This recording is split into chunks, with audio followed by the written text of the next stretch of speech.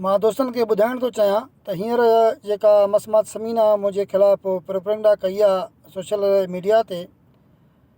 2010 में मसमात समीना सां मुंहिंजो निकाह थियो। उन जा मूं वटि हर सबूत मौजूदु आहे, फुटेज वीडियोज़। मां तव्हां दोस्तनि खे, सोशल मीडिया वारनि खे, न्यूज़ वारनि खे ॾियण लाइ तयारु आहियां। ऐं इन खां बाद में 2020 ताईं, 2010 खां 2020 ताईं मां मुकमल घर जो ख़र्चु बतौर घर जो ख़र्चु मां ॾींदो रहियो आहियां। 2016 में मां सऊदी आयुमि।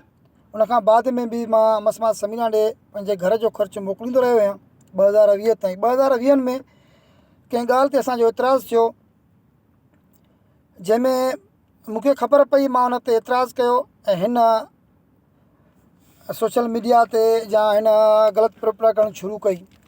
हिन मुंहिंजे मथां ऐं मुंहिंजे भाइरनि जे मथां क्राइम 140 2021 FIR कटाई, जेका हिकु मीडिया प्रेस कॉन्फ्रेंस जे थ्रू ऐं हिन एतिरो असरु रखंदड़ हिन जा पोइ लॻ आहिनि जेके राति जो मुंहिंजे मथां FIR थी वई।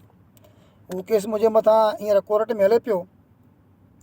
उन खां बाद में हींअर ॿी हिन शादी खे यानी ग़लति करार ॾियण लाइ हिन हिकिड़ो केस कयो मुंहिंजे कोर्ट जे मथां। कोर्ट में उन जी पावर ऑफ अटॉर्नी मां पंहिंजे भाइटे खे ॾिनी आहे।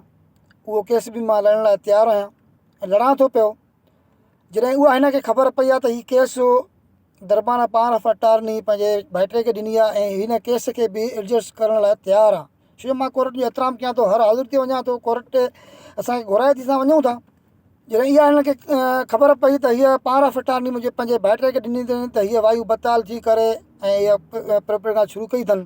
मैडम खां मौक़ुफ़ त पुछो त तव्हां वटि को सबूत, मुंहिंजी फैमिली में केर बि हिन खे कंहिं धमकी ॾिनी आहे, केर बि हिन जो कंहिं अॻु वरितो आहे ॾे, मां तव्हां सिंधी भाइरनि, तव्हां मीडिया वारनि दोस्तनि जे अॻियां हाज़िर आहियां।